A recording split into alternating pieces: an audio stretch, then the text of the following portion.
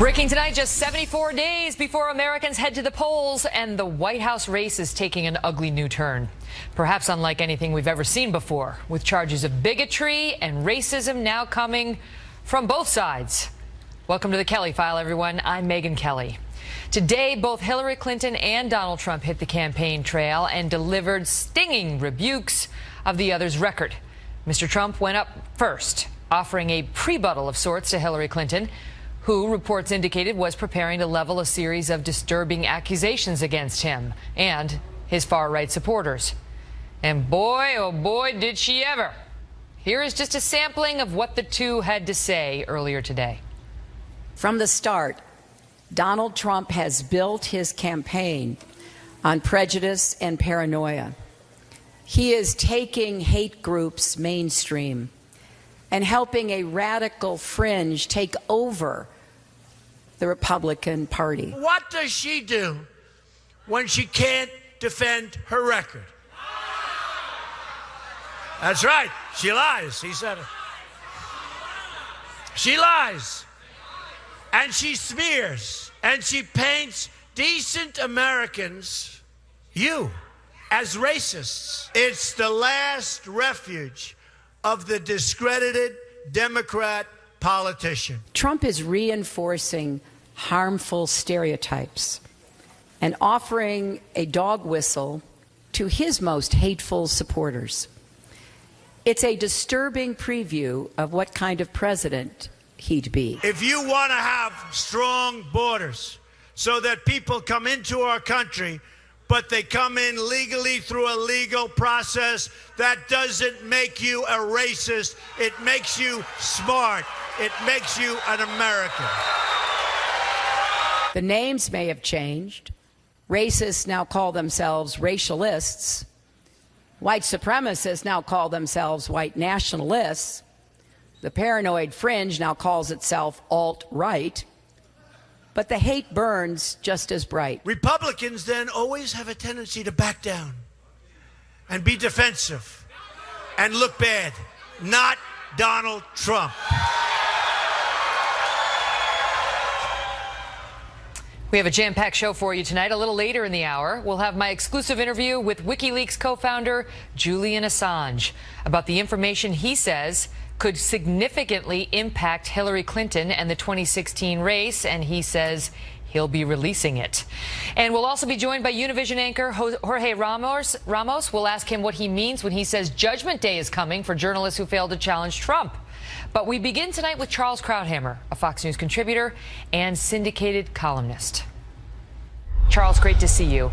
So in this war of words when it comes to bigotry and racism that we saw unfold today, principally by Hillary Clinton going after Trump on item after item after item, how do the candidates stand tonight? Well, I'm not sure they've advanced their cause very much. I think for Clinton, the idea is first to take the focus off herself. It's been a bad week. Whenever she can go on offense and make Trump the issue, she's ahead. She knows that. And this is a good issue to do. She seized on the fact that Trump appointed as the CEO of his campaign the head of Breitbart News, which prides itself as a platform for the alt-right. And the alt-right is a pretty sort of unsavory place. Now, but we have to be a little bit careful, though, because in politics, people are always associating with others who may have a checkered past, and you can't always attribute the guilt by association. The best example is Hillary herself. She supports Black Lives Matter. She met with them, and some of the stuff they have said, they chant, they advocate is really terrible, and you wouldn't want to say she believes in that. So I think it's a big step to then attribute some of the alt-right views to Trump himself. I thought where her speech was strong is when she quoted him, like with the so-called Mexican judge, or when she mentioned the fact that when Trump was asked to disassociate himself from David Duke, he at first refused to do it. He had to do it later. So I think those were the powerful points. But the broad brush stuff, the associational stuff, I think was way over the top. On Steve Bannon, who headed up Breitbart, and she listed some of the headlines off of Breitbart, which are controversial. You know, since he took over the Trump campaign, Trump's done a lot of outreach to the mainstream. I mean, he's given a lot of speeches that have been praised, and he's been on message quite a bit more than he was prior to that. So, you know, she's sort of using that, some headlines to try to take down the man. So far, the man seems to have helped Trump. But I want to ask you about the counterattack, because he comes out and says something that a lot of Republicans have felt for a long time, which is the Republicans never fight back. For years, they have been painted by the Democrats as racist. Everything they do is racist. And he stands up there and sort of uses this to his advantage by saying, not me. Those days are done. Like you, I've seen this now for endless election cycles. The Republicans are always given that broad brush. Many of them are afraid to defend themselves. Many of them go overboard. I mean, John McCain, for example, very honorable when he ran for president. Remember at that time when he interrupted a supporter and said, no, Obama's a good man, he's not a Muslim, stopped him cold. But I thought the problem with McCain is that we had his opponent was an unknown senator, came out of nowhere, very closely associated with Jeremiah Wright and with a former terrorist, William Ayers. And McCain chose not to make those issues. I thought that was a mistake. I think he felt it will be in some way dishonorable, or it might be giving bad signals. I thought those were legitimate issues. But Republicans have to fight back when there is cause. However, when you do say that a judge born in Indiana is a Mexican and thus cannot judge fairly a case involving Trump, and you get the Speaker of the House of Republicans saying that is a textbook definition of a racist statement, there isn't anywhere to hide on that one. So where does that leave us? I mean, after, you know, she sort of did what we all knew was coming, right, on the Trump prosecution when it comes to his remarks on race and his, you know, the David Duke stuff, all of it, right? She did it today. And then he did what he could do in response. He says she's a bigot. He says this is just calling a Republican racist, as they've done, you know, in the Democratic Party. So where do we stand now? What, has it changed the race at all? I don't think it changes anything. This was sort of like a double smear. This is the kind of campaign we anticipated. These are the two most unpopular candidates for the presidency that you and I have ever seen. And we know the only way to win is to go negative. And there's no way to go more negative in contemporary America than to accuse somebody of being racist. So I'm not surprised. I don't think it's going to have an effect.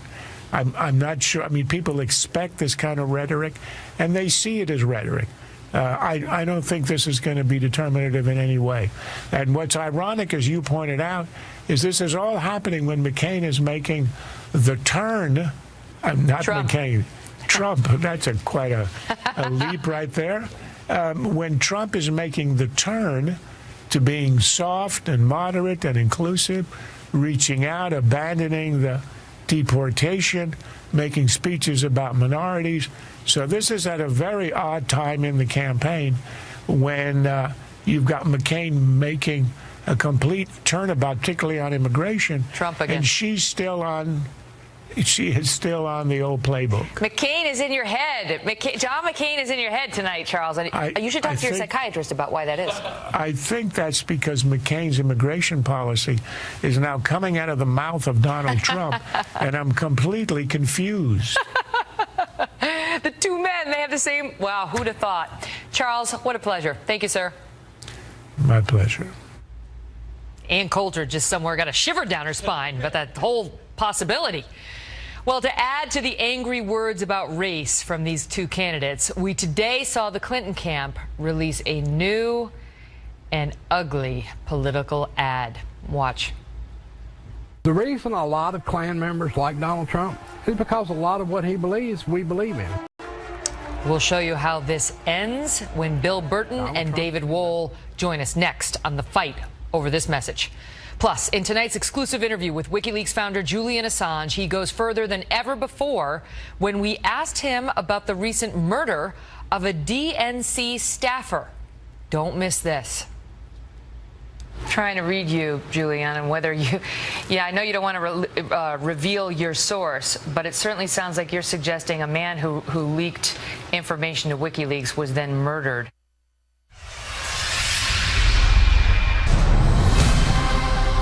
Breaking tonight, Hillary Clinton unleashes what could be her most controversial attack yet against rival Donald Trump. The Democratic nominee unveiling a new campaign ad today, tying Mr. Trump to the white supremacists who have voiced support for him. The reason a lot of Klan members like Donald Trump is because a lot of what he believes, we believe in.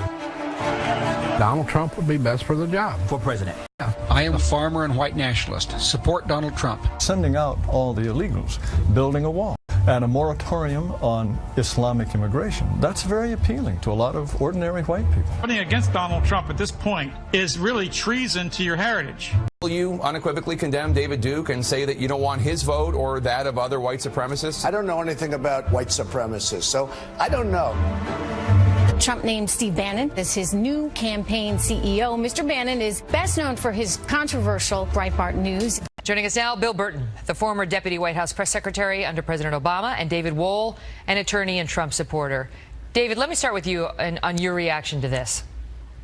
Yeah, Megyn, I think it's a diversion tactic from a campaign that is imploding on multiple levels, from the email scandal to the Clinton Foundation disaster to the now October surprise from the inimitable Mr. Assange. Megyn, I got to tell you, this is really bad for her, and she can't discuss the issues because the issues bring too much criminal liability for her. So what she's doing now is crossing the line from legitimate political discourse into actionable defamation, not just against Mr. Trump, but against his millions of supporters, good, hardworking people, non-racist, people that are great Americans. Her campaign is slandering them in an effort to gain political mileage, and it's a horrible idea. My suggestion is she delete it and issue a formal apology to Mr. Trump and his supporters. Bill, can you really pin on Trump the fact that some of these white supremacists support him any more than you can pin on Hillary the views of every supporter behind her?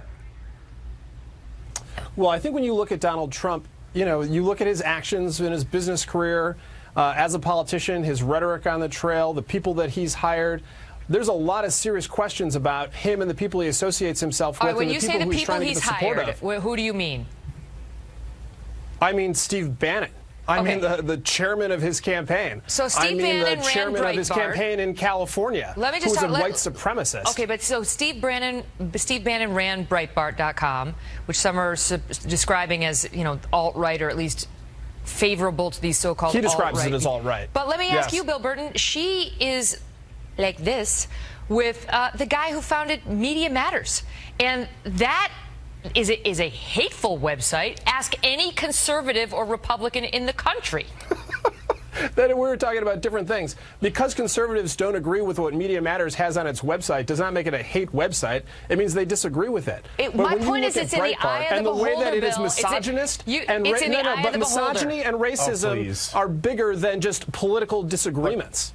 Go ahead, David. There are differences the Black that are large. The Black Panthers in 2008 and 2012 supported Barack Obama. Does that make Barack Obama a racist? I certainly don't believe so. You cannot control the people who support you. Because some knuckleheads from the KKK decide that they like Donald Trump, he doesn't agree with their positions on any level, obviously. And the Breitbart.com, you know how many people have written for Breitbart.com that actually are regular guests on Megyn's show, including me? It is not a racist website at all. Greg Gutfeld. But he was great friends with Andrew Breitbart. So was I. Well, it's Andrew far Breitbart from was a great man, anything. but the website has obviously changed a lot since Andrew's death. But the point is, Bill, if you're going to start tying, so Steve Bannon, he has a successful website that he bought, and it's had some incendiary headlines.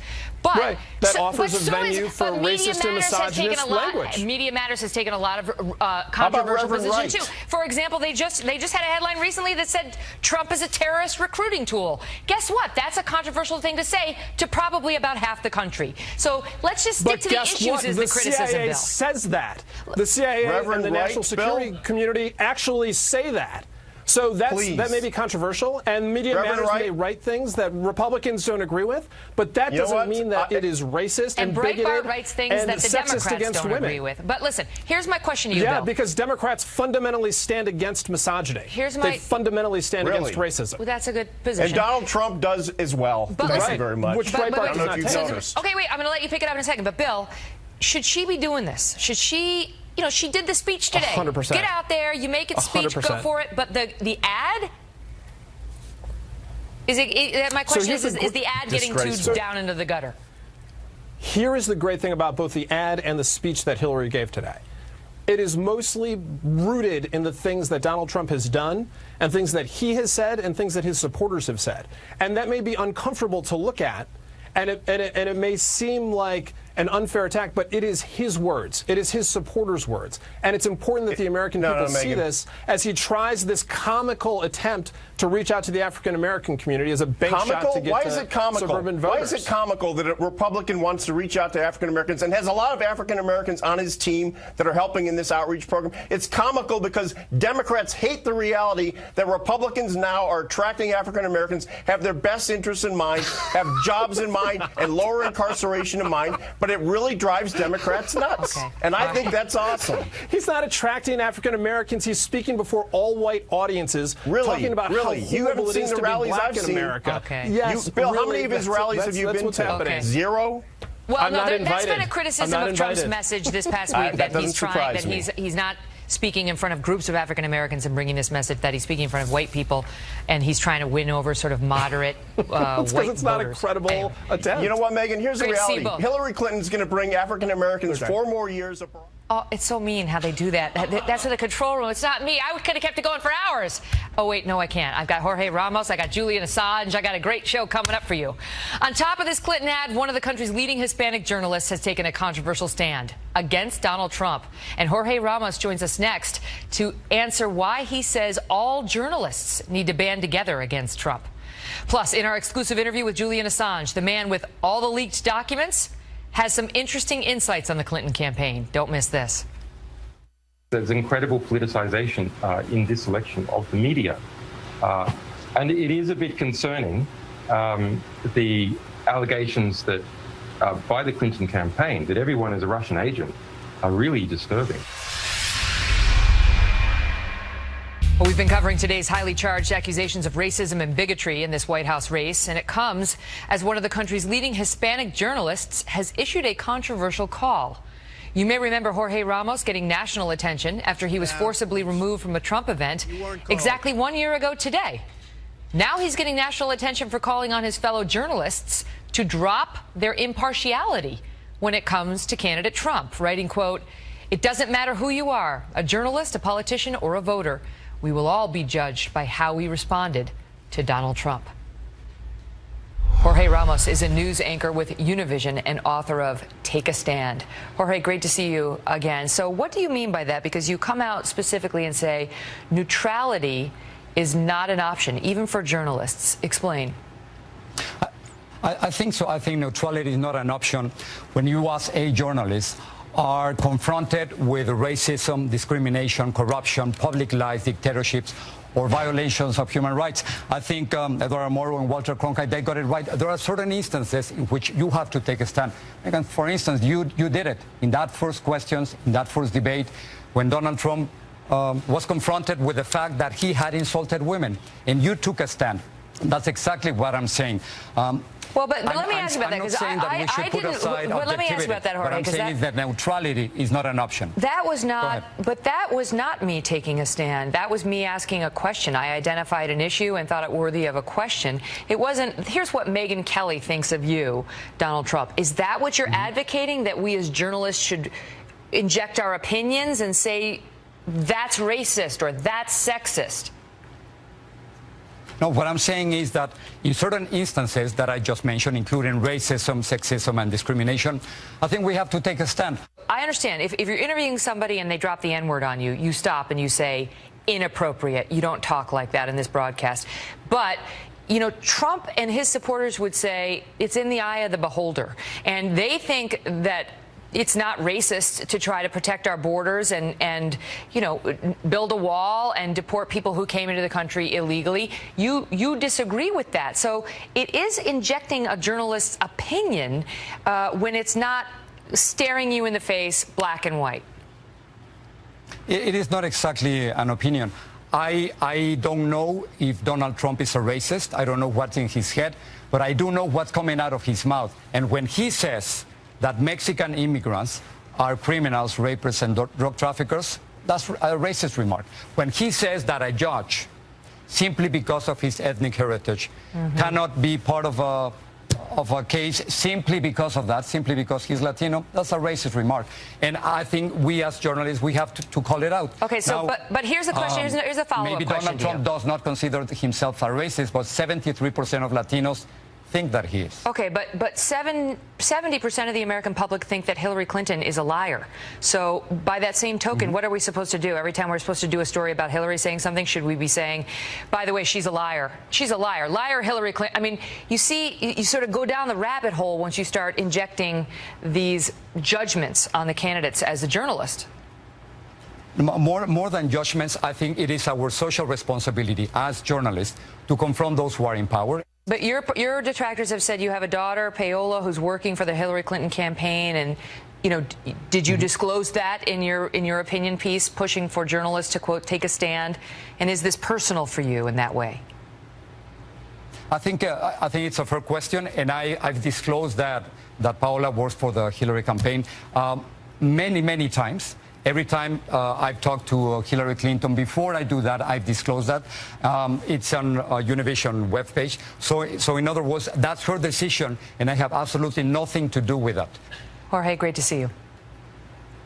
Thank you, Megyn. Joining me now with reaction, host of Fox News Media Buzz, Howard Kurtz. Howie, good to see you. Your reaction to Jorge's position?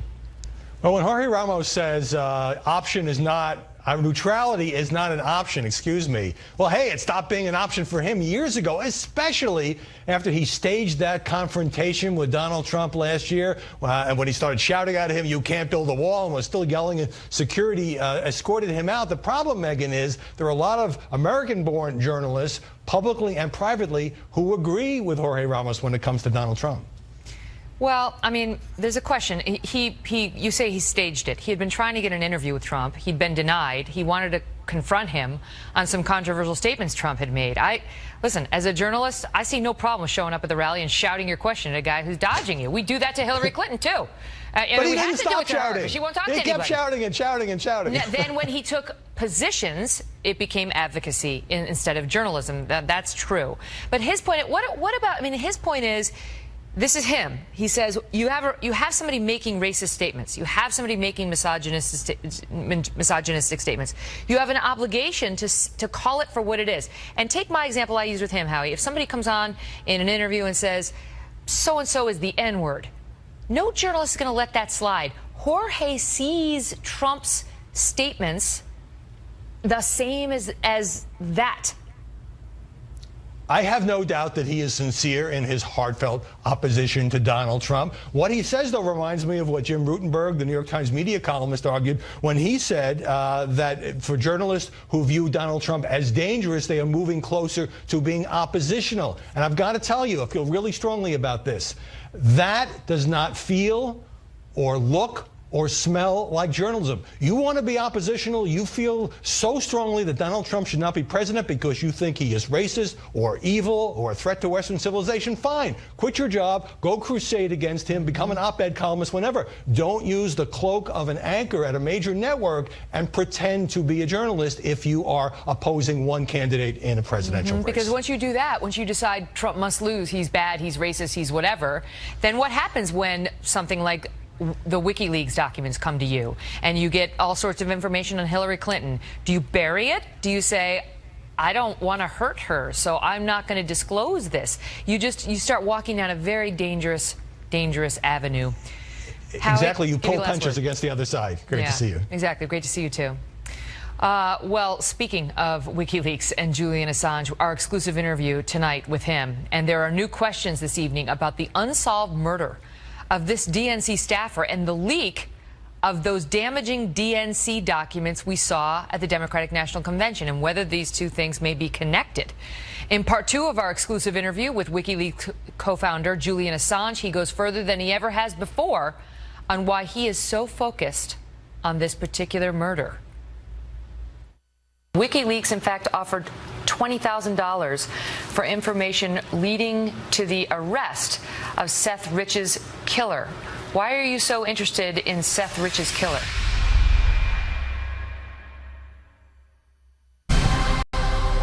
Breaking tonight, several new revelations from our interview with Julian Assange, the co-founder, I should say, of WikiLeaks, that website that produces hacked documents. The hacking's done by others. Last month, WikiLeaks shaking up the Clinton campaign, releasing damaging, leaked information just 2 days before the Democratic National Convention, forcing 5 top DNC officials to resign, including Debbie Wasserman Schultz. Last night, Julian Assange claimed there is more where that came from, telling us more leaked documents will go public before the presidential election. CBS News covering it this way, quote, next leak on Clinton, Dems will have unexpected angles. Politico saying Assange promises to leak more on Clinton, and Time writing WikiLeaks will release significant information that could damage Clinton, all citing back to the interview we had right here. In moments, part 2 of our exclusive interview with Julian Assange. But first, Trace Gallagher brings us up to speed on this controversial man. Trace? Megyn, Julian Assange has been accused of hacking for more than 20 years. In fact, in the mid-90s, Assange and his friends were so good on computers they could track detectives who were tracking them. Assange was eventually caught and prosecuted but escaped prison by vowing not to reoffend. And for a few years, he kept his word, working as a researcher for an author writing a book about the Internet underground. The author said Assange was, quote, quite interested in the concept of ethics and what government should and should not do. In 2006, he began WikiLeaks with a group of like-minded people across the World Wide Web. Assange came to prominence in 2020 with a massive release of classified U.S. military documents, including video that showed a U.S. helicopter allegedly shooting civilians in Iraq. The military points out one of the so-called civilians was carrying what appeared to be a rocket-propelled grenade launcher. He remains wanted by the U.S. government. In 2010, Assange was also accused of rape and sexual assault in Sweden. The assault allegation had been dropped. The rape accusation stands. Assange claims the encounter was consensual, but fears that if he turns himself into the Swedes, he'll wind up extradited to the U.S., so he remains holed up at the Ecuadorian embassy in London. In July, WikiLeaks released hacked emails that showed the Democratic National Committee favoring Hillary Clinton over Bernie Sanders. That leak forced DNC National Committee Chair Debbie Wasserman Schultz to step down. And now Assange is threatening an October surprise for Hillary Clinton, promising to release documents that could affect the election. Watch.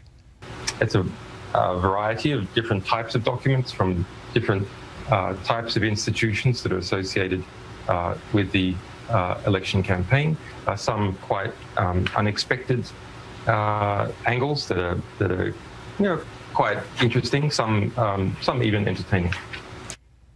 Assange is promising to release the documents before the election, not so much to drop a bombshell at the perfect moment, but to fully vet the documents so they cannot be easily dismissed. Megyn. Trace, thank you. And now part 2 of our exclusive interview with Julian Assange. We pick up our discussion on the fallout from WikiLeaks' release of those leaked DNC emails. Are you receiving more leaks now in the wake of what we saw, here in the U.S. election in July? Yes, every time, of course, that we have a big publication, there's a lot of reportage and sources see this and they go, okay, WikiLeaks works. I'll give them my stuff. So that's a good thing. Unfortunately, it means that we're drowning, having to work around the clock. There was a lot of speculation here in the United States that perhaps Russia was behind the hack of the DNC. I know you're not giving up your source, but there was also speculation about whether your source was inside the DNC and whether it may have potentially been a man named Seth Rich who was killed. He was shot in what police initially said looked like a robbery just last month. You came out in an interview with Dutch television and mentioned Seth Rich in a discussion about whistleblowers and the need to protect them. And WikiLeaks, in fact, offered $20,000 for information leading to the arrest of Seth Rich's killer. Why are you so interested in Seth Rich's killer? We're very interested in anything that might be a threat to alleged WikiLeaks sources. The police have offered $25,000. We have offered $20,000. We're not saying that Seth Rich's death necessarily is connected to our publications. That's something that has to be established. But if there's any question about a source of WikiLeaks being threatened, then people can be assured that this organization will go after anyone who may have been involved in some kind of attempt to coerce or possibly, in this case, kill a potential source. Do you have any suspicions on who may have been behind his murder? We have received a variety of information. We will be reporting that information to the police. I don't think the information so far is enough to start pointing any direct fingers. We don't want to compromise the police investigation. Trying to read you, Julian, and whether you... Yeah, I know you don't want to reveal your source, but it certainly sounds like you're suggesting a man who leaked information to WikiLeaks was then murdered. If there's someone who's potentially connected to our publications and that person is then murdered in suspicious circumstances, it doesn't necessarily mean that the two are connected. But it is a very serious matter that type of allegation is very serious, and it's taken very seriously by us. I want to ask you, because there's a big AP report today saying WikiLeaks releases the private information of innocents. Well, it's a nonsense report. It's not by AP. It's not some big team at AP to put this together. It's by a single journalist, Raphael Seta, who has a conflict of interest. Have a look at him on Twitter. He's been campaigning against us ever since this DNC leak. I got to ask you about the U.S. election. As you point out, you're not an American citizen. You're an Australian. You know, you're clearly not rooting for Hillary. But are you rooting for Trump? No. I mean, if we have good information on Trump, we publish that. If we have good information on Hillary, the Democrats, we publish that. You know, I would like to believe that no media organization in the United States would not have published the DNC emails. But I don't think that's true, actually. I think MSNBC wouldn't have published them. I think the New York Times wouldn't have published most of them. And that's sad. There's incredible politicization in this election of the media. And it is a bit concerning, the allegations that by the Clinton campaign that everyone is a Russian agent are really disturbing. Why is that? Well, because bizarrely, Hillary Clinton, the Democrat, has positioned herself now to be the security candidate. She's powered up with the neocons responsible for the Iraq War, and she's grabbed on to this kind of neo-McCarthyist hysteria about Russia and is using that to demonize the Trump campaign. The Trump campaign has all sorts of things wrong with it, but as far as we can see, being Russian agents is not one of them. You know, some people have asked us, when will you release information on Donald Trump? And of course, we are very interested in all countries to reveal the truth about different candidates so people can understand. But it's really hard for us to release anything worse than what comes out of Donald Trump's mouth every second day. I mean, it's part of his charismatic appeal that he speaks off the cuff. But, you know, that's difficult for Donald Trump to overcome a lot of those things, even with a lot of great material coming out by WikiLeaks or other publications. Right, and you don't do the hacking, you just do the releasing. And you know, there have been some leaks about our military, including one back in 2007 that was controversial. You guys released video of an Apache helicopter in Baghdad, and sure enough, the United States had killed 2 Reuters photographers, and some children were injured. And WikiLeaks, you know, we saw that thanks to video that you guys released. But the military came out later and said it doesn't show the full context, and they say RPGs were found. Ground troops leader discovered 2 RPGs, an RPG launcher, a rifle where this group had been clustered. Look, we had a clear result. The US government had to admit in court under oath in 2013 that not a single person that it could find had been harmed as a result of our disclosures. Do you need to be more careful? What say you to the charge that these releases need to be screened better by WikiLeaks if you're going to do it at all? Well, let's backstep. So what exactly is the allegation here? The allegation is that WikiLeaks is publishing too much true information. But private, private, confidential information. Half of that, we agree. We publish a lot of information, and it's had a perfect record so far. Julian Assange, the man who may hold the October surprise, or perhaps September. We'll have to wait to find out. Thank you so much for being here. Thank you, Megyn. Well, you just heard Julian Assange talk about the mystery behind the murder of DNC staffer Seth Rich. This just happened on July 9th. So we did some digging on the case, and we will show you what we found right after this break. Don't go away.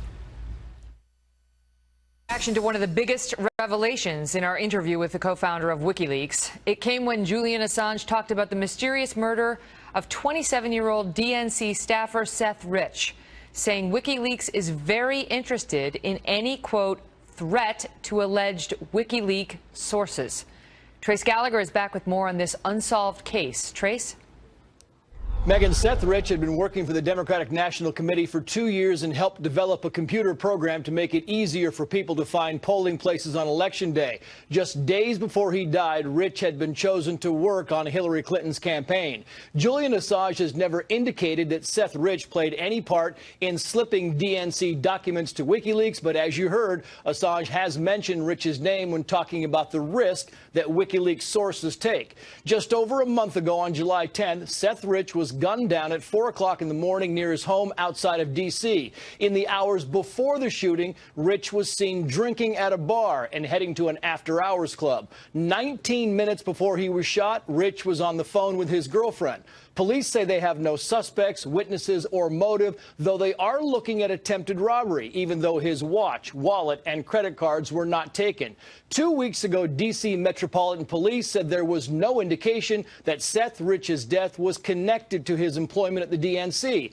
And sources involved with the DNC leak investigation told Newsweek that Rich had been ruled out as having any part in the hack, and instead the focus was on a foreign government, namely the Russians. Neighbors of Seth Rich say they had long been complaining about a surge in neighborhood crime. Megyn. Trace, good to see you. Speechwriter to President George W. Bush. The question, I want to get to WikiLeaks in a second, but the question remains, if Seth Rich had nothing to do with it, either didn't leak to WikiLeaks and wasn't thinking about leaking to WikiLeaks, why is Julian Assange so interested in his murder? Because Julian Assange is a megalomaniac who wants to associate himself with anything that makes news. I mean, Julian Assange is a criminal. He's released thousands and thousands and hundreds of thousands of unredacted classified documents. He loves being in the media. He loves being in the spotlight, and so it wouldn't surprise me at all that he would try and associate himself with this and make a story out of it. So he's trying to stoke the fire there and have people jump to the conclusion that this was more than a neighborhood robbery.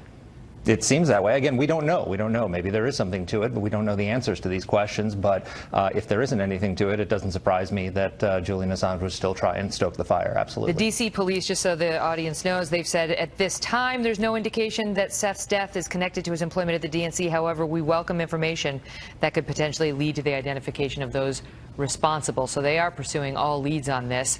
Mark, Julian, he says over and over, like, we've never been wrong. Everything we've released has been, we've never gotten it wrong in 10 years. That's not the complete story. No, it's not the complete story. And what we're seeing right now, what's happening is the Democrats and Hillary Clinton are experiencing something. There's a word for it. It's called blowback. So Assange is a criminal. He's damaged national security, released hundreds of thousands of unredacted classified documents that have harmed national security, and the Obama administration, during the course of its entirety, has done absolutely nothing about it. When Assange they opened up a criminal investigation on him. but they haven't indicted him as far as we know. In fact, they said, according to the Washington Post, they reported that they were not going to be able to indict him because they'd have to indict every newspaper, every journalist. Assange isn't a journalist, and most journalists will tell you, the New York Times, all these other papers that have reported his information, they say he's not a journalist. He's an activist. He's not a journalist. And what he does, which is different from journalism, is that he releases all these documents unclassified. So, for example, he released 76,000 pages of classified documents which expose the identities of 100 Afghans who were informing on the Taliban. The New York Times refused to link to him and refused to publish those names. Julian Assange put those names out there. And again, the Obama administration did nothing about it. I actually asked him about some of that, and we'll air that in an extended interview. We'll have to post that on Facebook. I got to go because we're out of time. It's a tight show tonight. Mark, great to see you. We'll be right back. Thanks, Megyn. Do you believe the information in your possession could be a game changer in the U.S. election? I think it's significant. Should Hillary Clinton be worried? Facebook.com/The Kelly File. Good night.